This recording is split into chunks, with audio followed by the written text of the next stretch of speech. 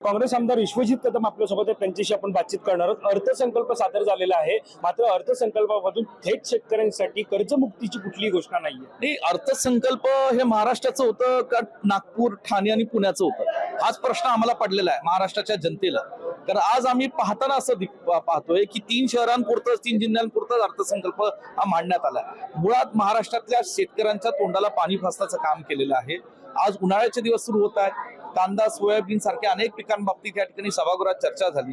शेतकऱ्यांच्या हमी भावाचे प्रश्न आहेत आणि दुसरीकडे नैसर्गिक संकट असताना शेतकरी अशा कठीण परिस्थितीत जातो, थेट प्रत्यक्षपणे शेतकऱ्याला लाभ होईल अशी कुठलीही योजना या ठिकाणी आज जाहीर झालेली नाही। आज लाडक्या बहिणीला सुद्धा 1500 रुपये मिळत आहेत, परंतु निवडणूक झाल्या आम्ही 2100 रुपये देऊ असंही जाहीर केलं सांगण्यात आलं होतं, परंतु 2100 रुपयाचा सुद्धाही कुठेतरी उल्लेख नाही।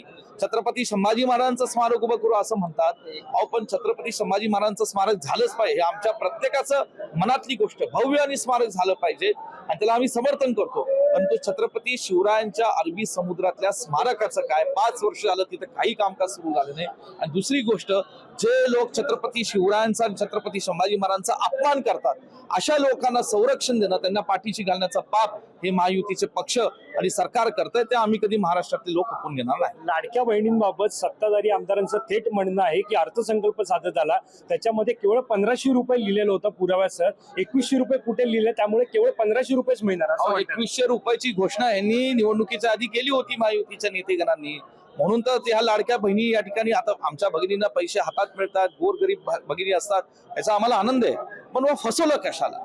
लोकांना तुम्ही सांगितलं, महाराष्ट्राच्या जनतेला, महाराष्ट्राला सांगितलं की निवडणूक झाल्याला आम्ही 2100 रुपये करू, तेवढे द्या अशी आमची म्हणणं आहे, थोडी आमची भावना।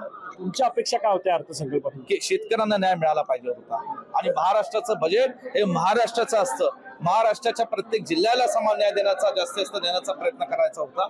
आणि या ठिकाणी आज आर्थिक गुंतवणुकीच्या अनेक घोषणा जाहीर केल्या, अहो गुंतवणूक झाली, अमुक झालं, नोकऱ्या उपलब्ध झाल्या, कुणी पाहिल्यात किती नोकऱ्या उपलब्ध झाल्या?